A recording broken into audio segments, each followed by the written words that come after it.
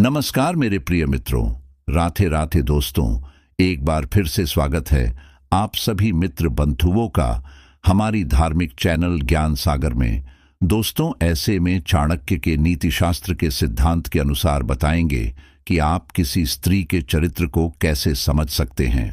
औरतों के चरित्र को लेकर जो पहचान चाणक्य ने बताई है, उसको देखकर आप जान लेंगे कि किसी स्त्री का चरित्र कैसा है, क्या वह चरित्रवान है या चरित्रहीन। इस श्लोक को ध्यान से सुनेंगे तो आपको पता चलेगा कि इसका सार क्या है। इसके अनुसार पुरुष का भाग्य और स्त्रियों का चरित्र देवता भी नहीं जान पाते, ऐसे में मनुष्य इसको कैसे जान पाएंगे। ऐसे में चाणक्य ने भी अपने नीति शास्त्र में इसको आगे बढ़ाते हुए कहा कि औरत को कोई समझ नहीं सकता।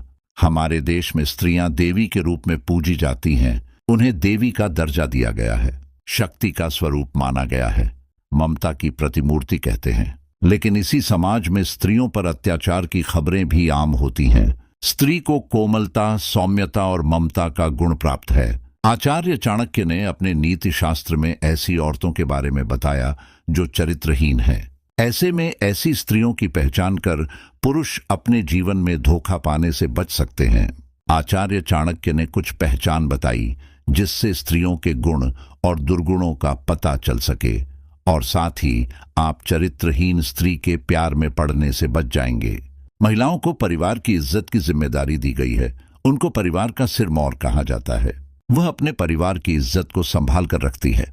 चाणक्य कहते हैं कि स्त्रियां पूजनीय हैं और देवी के समान हैं। ऐसे में ऐसी स्त्रियों की पहचान जरूरी है जो कुचरित्र और चरित्रहीन हो, जिससे आपके जीवन में बुरा प्रभाव न पड़े और आपके घर की इज्जत भी बची रह जाए।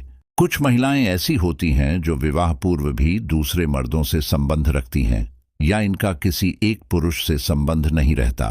चरित्रहीन स्त्री का आचरण कुल की मर्यादा के खिलाफ आपको दिखेगा। वह अपने परिवार के नियमों के खिलाफ आचरण करेंगी।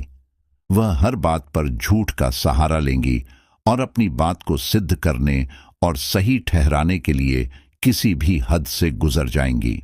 ऐसी स्त्रियां अपने खानदान के विनाश का कारण बनती हैं। चाणक्य ने वैसे ही अपने नीति शास्त्र के सिद्धांत में महिलाओं के चेहरे, आचार, व्यवहार और उनका स्वभाव देखकर उनका पता लगाने का जिक्र किया है। चाणक्य की माने को जिस महिला के पैर की कनिष्ठा अंगुली या उसके साथ वाली उंगली धरती को स्पर्श न करती हो और साथ ही उसके अंगूठे के साथ वाली अंगुली अंगूठे से बड़ी हो, उन स्त्रियों का चरित्र समय, काल और परिस्थिति के अनुसार बदलता रहता है। ये महिलाएं स्वभाव से क्रोधी होती हैं, जिन पर नियंत्रण नहीं पाया जा सकता है। इनके चरित्र पर भरोसा करना मुश्किल है। वहीं जिस महिला के पैर का पिछला भाग ज्यादा मोटा होता है, ऐसी महिलाओं को अशुभ माना जाता है।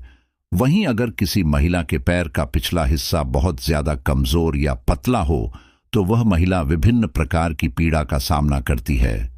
महिला के पेट का आकार अगर घड़ी की तरह हो तो उसके जीवन में गरीबी और दरिद्रता का वास होता है। जिन महिलाओं का पेट लंबा या गद्देदार हो वह खराब किस्मत वाली होती है। जिस महिला का ललाट या माथा अधिक लंबा हो वह अपने देवर के लिए अशुभ।